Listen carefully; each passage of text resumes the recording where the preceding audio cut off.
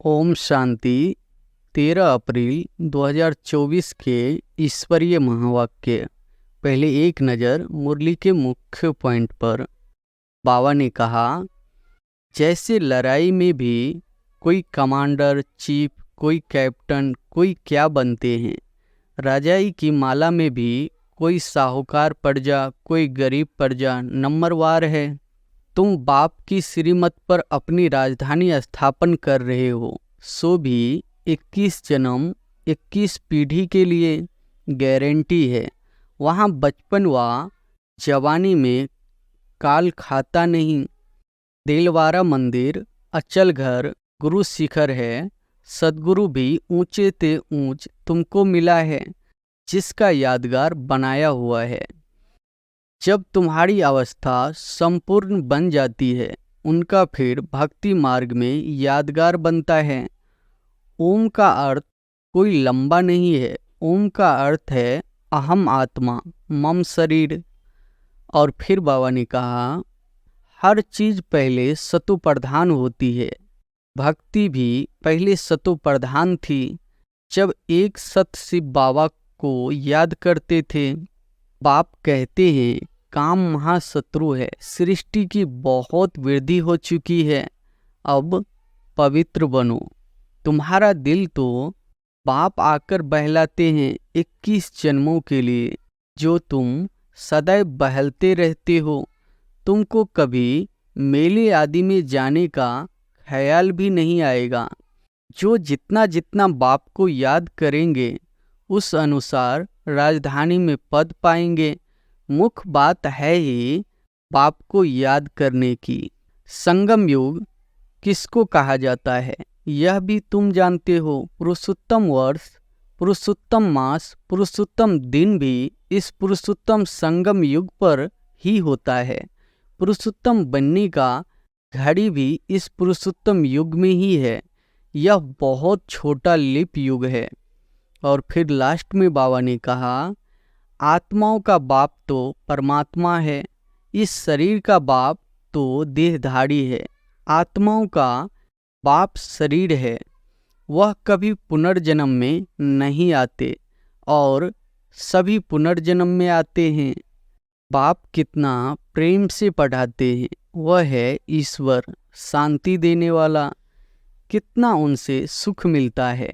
एक ही गीता सुनाकर पतितों को पावन बना देते हैं। सतयुग में होता है एक धर्म, बाकी सब वापिस चले जाते हैं। तुम ड्रामा को समझ गए हो, जो और कोई नहीं जानते हैं। सबसे मुख्य सब्जेक्ट है याद की यात्रा। अपनी को आत्मा समझ बाप को याद करना है। यह है बेहद का स्कूल। इसकी ब्रांचेज ढेर होगी, गली गली घर घर में हो जाएगी। कहते हैं हमने अपने घर में चित्र रखे हैं, मित्र संबंधी आदि आते हैं तो उनको समझाते हैं। जो इस झाड़ के पत्ते होंगे वह आ जाएंगे। और अब सुनते हैं महावाक्यों को विस्तार से। मुरली का सार है, मीठे बच्चे, बाबा 21 जन्मों के लिए तुम्हारे दिल ऐसे बहला देते हैं, जो तुम्हें दिल बहलाने के लिए मेले मलाखरे आदि में जाने की दरकार नहीं। प्रश्न है, जो बच्चे अभी बाप के मददगार बनते हैं, उनके लिए कौन सी गारंटी है? उत्तर है, श्रीमत पर राजधानी स्थापन करने में मददगार बनने वाले बच्चों के लिए गारंटी है कि उन्हें कभी काल नहीं खा सकता। सतयुगी राजधानी में कभी अकाले मृत्यु हो नहीं सकती है। मददगार बच्चों को बाप द्वारा ऐसी प्राइज मिल जाती है, जो 21 पीढ़ी तक अमर बन जाते हैं। ओम शांति। बनी बनाए सृष्टि चक्र अनुसार कल पहले मुआफिक शिव भगवान वाच। अब अपना परिचय तो बच्चों को मिल गया, बाप का भी परिचय मिल गया। बेहद के बाप को तो जान लिया, और बेहद सृष्टि के आदि मध्य अंत को भी जान लिया। नंबरवार पुरुषार्थ अनुसार कोई अच्छी रीति जान जाते हैं, जो फिर समझा भी सकते हैं। कोई अधूरा, कोई कम, जैसे लड़ाई में भी कोई कमांडर चीफ, कोई कैप्टन, कोई क्या बनते हैं। राजाई की माला में भी कोई साहूकार प्रजा, कोई गरीब प्रजा नंबरवार है। बच्चे जानते हैं, बरोबर हम खुद श्रीमत पर सृष्टि पर श्रेष्ठ राजधानी स्थापन कर रहे हैं। जितनी जितनी जो मेहनत करते हैं उतनी उतनी बाप से प्राइज मिलती है। आजकल शांति के लिए राय देने वाले को भी प्राइज मिलती है। तुम बच्चों को भी प्राइज मिलती है। वह उनको नहीं मिल सकती। उनको हर चीज अल्पकाल के लिए मिलती है। तुम बाप की श्रीमत पर अपनी राजधानी स्थापन कर रहे हो, सो भी 21 जन्म, 21 पीढ़ी के लिए गारंटी है। वहाँ बचपन व जवानी में काल खाता नहीं, यह भी जानते हो ना। मन न चित था। हम ऐसे स्थान पर आकर बैठे हैं जहाँ तुम्हारा यादगार भी खड़ा है, जहाँ 5000 वर्ष पहले भी सर्विस की थी। देलवारा मंदिर, अचल घर, गुरु शिखर है। सतगुरु भी ऊंचे ते ऊंच तुमको मिला है, जिसका यादगार बनाया हुआ है। अचल घर का भी राज तुम समझ गए हो। वह हुई घर की महिमा। तुम ऊंचते ऊंच पद पाते हो अपने पुरुषार्थ से। यह है वंडरफुल तुम्हारा जड़ यादगार। वहाँ ही तुम चैतन्य में आकर बैठे हो। यह सब है रूहानी कारोबार जो कल पहले चली थी।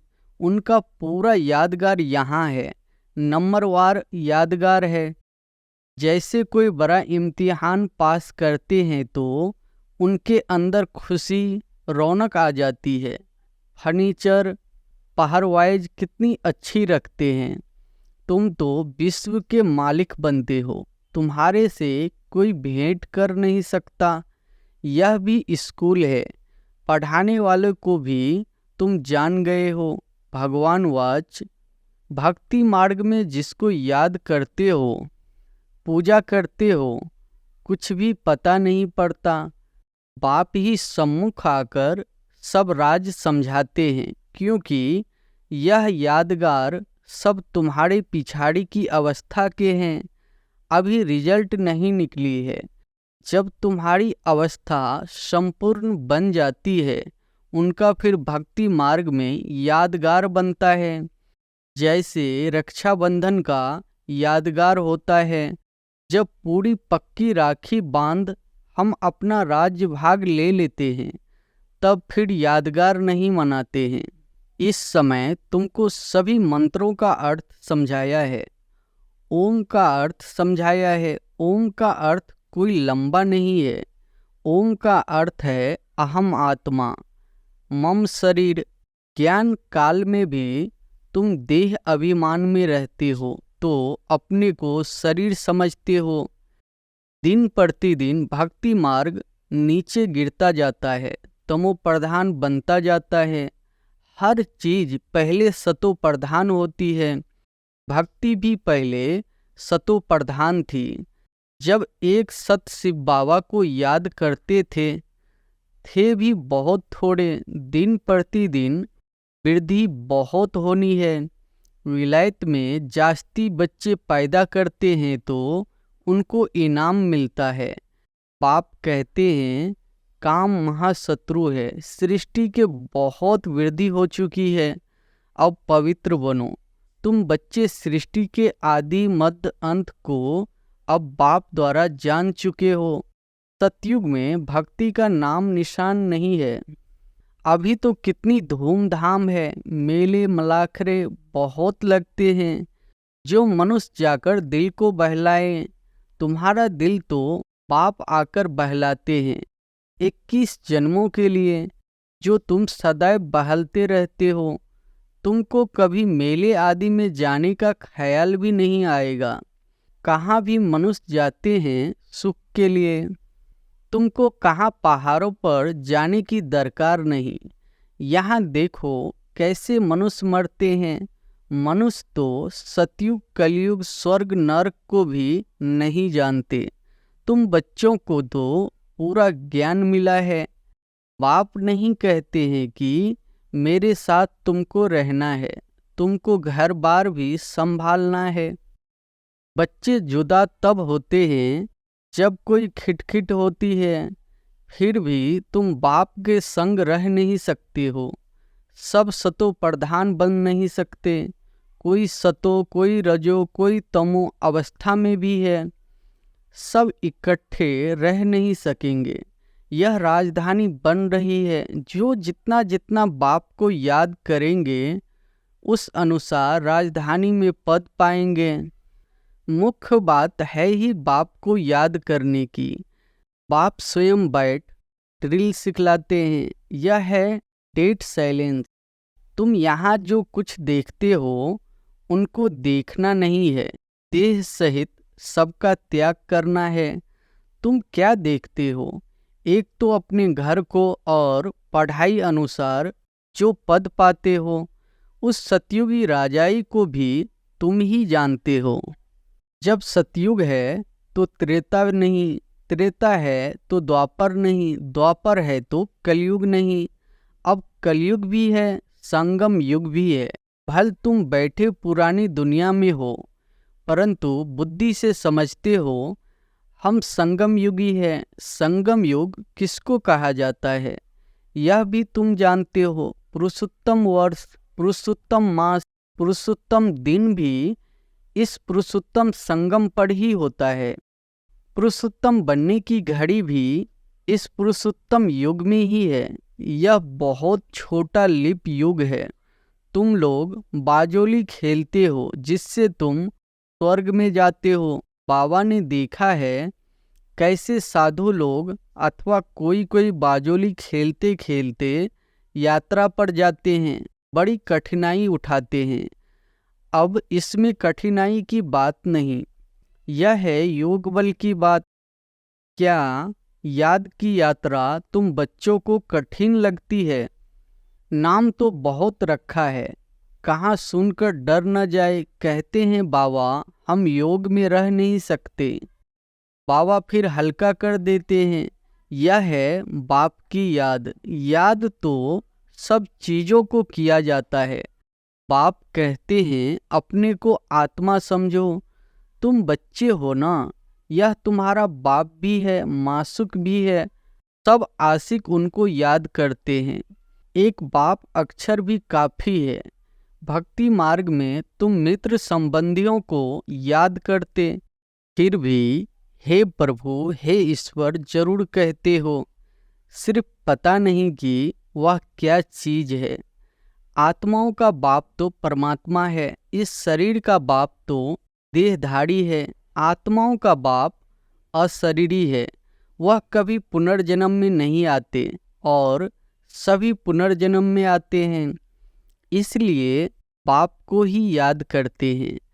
जरूर कभी सुख दिया है, उनको कहा जाता है दुख हरता सुख करता, परंतु उनके नाम रूप देश काल को कोई नहीं जानते हैं। जितने मनुष्य उतनी बातें, अनेक मत हो गई है। बाप कितना प्रेम से पढ़ाते हैं, वह है ईश्वर शांति देने वाला। कितना उनसे सुख मिलता है। एक ही गीता सुनाकर पतितों को पावन बना देते हैं। प्रवृत्ति मार्ग भी चाहिए ना। मनुष्यों ने कल्प की आयु लाखों वर्ष कह दी है, फिर तो अनगिनत मनुष्य हो जाते। कितनी भूल की है। यह नॉलेज तुमको अभी मिलती है, फिर प्राय लोप हो जाती है। चित्र तो है जिनकी पूजा होती है, परंतु अपने को देवता धर्म का समझते नहीं है। जो जिनकी पूजा करते हैं वह उस धर्म के है ना। यह समझ नहीं सकते कि हम आदि सनातन देवी देवता धर्म के हैं, उनकी ही वंशावली है। यह बाप ही समझाते हैं। बाप कहते हैं तुम पावन थे, फिर तमो प्रधान बन पड़े हो, अब पावन सतो प्रधान बनना है। क्या गंगा स्नान से बनेंगे? पतित पावन तो बाप है, वह जब आकर रास्ता बताए तब तो पावन बने। पुकारते रहते हैं परंतु जानते कुछ भी नहीं। आत्मा पुकारती है ऑर्गन्स द्वारा कि हे पतित पावन बाबा, हमको आकर पावन बनाओ। सब पतित है, काम चिता पर जलते रहते हैं। यह खेल ही ऐसा बना हुआ है। फिर बाप आकर सबको पावन बना देते हैं। यह बाप संगम पर ही समझाते हैं। सतयुग में होता है एक धर्म, बाकी सब वापिस चले जाते हैं। तुम ड्रामा को समझ गए हो जो और कोई नहीं जानते हैं। इस रचना का आदि मध्य अंत क्या है, ड्यूरेशन कितना है, यह तुम ही जानते हो। वह सब है शूद्र, तुम हो ब्राह्मण, तुम भी जानते हो। नंबरवार पुरुषार्थ अनुसार कोई गफलत करते हैं तो उनके रजिस्टर से दिखाई पड़ता है कि पढ़ाई कम की है। कैरेक्टर्स का रजिस्टर होता है, यहाँ भी रजिस्टर होना चाहिए। यह है याद की यात्रा, जिसका कोई को भी पता नहीं है। सबसे मुख्य सब्जेक्ट है याद की यात्रा। अपने को आत्मा समझ बाप को याद करना है। आत्मा मुख से कहती है हम एक शरीर छोड़ दूसरा लेते हैं। यह सब बातें यह ब्रह्मा बाबा नहीं समझाते हैं, परंतु ज्ञान सागर परमपिता परमात्मा इस रथ में बैठकर सुनाते हैं। कहा जाता है गौमुख मंदिर भी यहाँ बना हुआ है जहाँ तुम बैठे हो। जैसे तुम्हारी सीढ़ी है वैसे वहाँ भी सीढ़ी है। तुमको चढ़ने में थकावट नहीं होती है। तुम यहाँ आए हो बाप से पढ़कर रिफ्रेश होने के लिए। वहाँ गोरख धंधा बहुत रहता है, शांति से सुन भी नहीं सकेंगे। संकल्प चलता रहेगा, कोई देख न ले। जल्दी घर जाऊं, कितना ओना चिंता रहता है। यहाँ कोई भी ओना नहीं, जैसे हॉस्पिटल में रहते हैं। यहाँ ईश्वरीय परिवार है। शांति धाम में भाई भाई रहते हैं। यहाँ है भाई बहन, क्योंकि यहाँ पाठ बजाना है तो भाई बहन चाहिए। सतयुग में भी तुम ही आपस में भाई बहन थे। उनको कहा जाता है अद्वैत राजधानी। वहाँ लड़ाई झगड़ा कुछ भी नहीं होता। तुम बच्चों को पूरी नॉलेज मिली है कि हम 84 जन्म लेते हैं।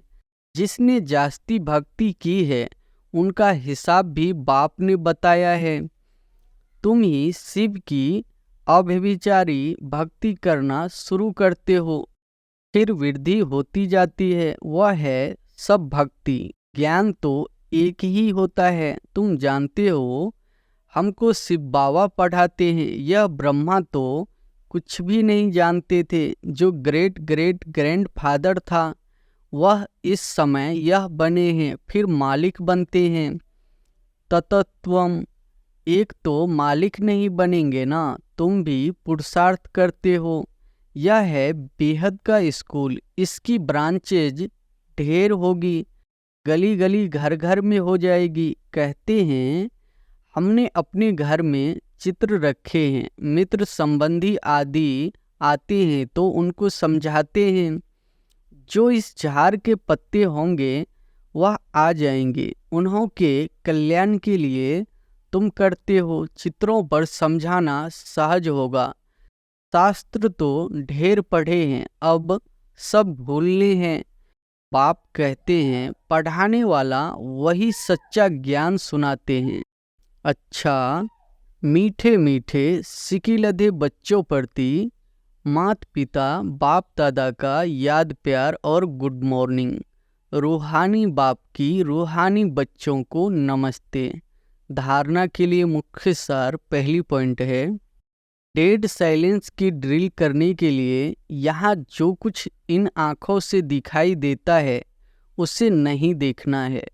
देह सहित बुद्धि से सबका त्याग कर अपने घर और राज्य की स्मृति में रहना है। दूसरी पॉइंट है, अपनी कैरेक्टर्स का रजिस्टर रखना है, पढ़ाई में कोई गफलत नहीं करनी है। इस पुरुषोत्तम संगम युग पर पुरुषोत्तम बनना और बनाना है। वरदान है, सदा सर्व प्राप्तियों से भरपूर रहने वाले हर्षित मुख हर्षित चित्त भव। सदा सर्व प्राप्तियों से भरपूर रहने वाले हर्षित मुख हर्षित चित्त भव। जब भी कोई देवी देवता की मूर्ति बनाते हैं तो उसमें चेहरा सदा हर्षित दिखाते हैं, तो आपके इस समय के हर्षित मुख रहने का यादगार चित्रों में भी दिखाते हैं। हर्षित मुख अर्थात सदा सर्व प्राप्तियों से भरपूर। जो भरपूर होता है वही हर्षित रह सकता है। अगर कोई भी अप्राप्ति होगी तो हर्षित नहीं रहेंगे। कोई कितना भी हर्षित रहने की कोशिश करे, बाहर से हंसेंगे लेकिन दिल से नहीं। आप तो दिल से मुस्कुराते हो क्योंकि सर्व प्राप्तियों से भरपूर हर्षित चित्त हो। स्लोगन है, पास विद ऑनर बनना है तो हर खजाने का जमा खाता भरपूर हो। पास विद ऑनर बनना है तो हर खजाने का जमा खाता भरपूर हो। अच्छा, ओम शांति।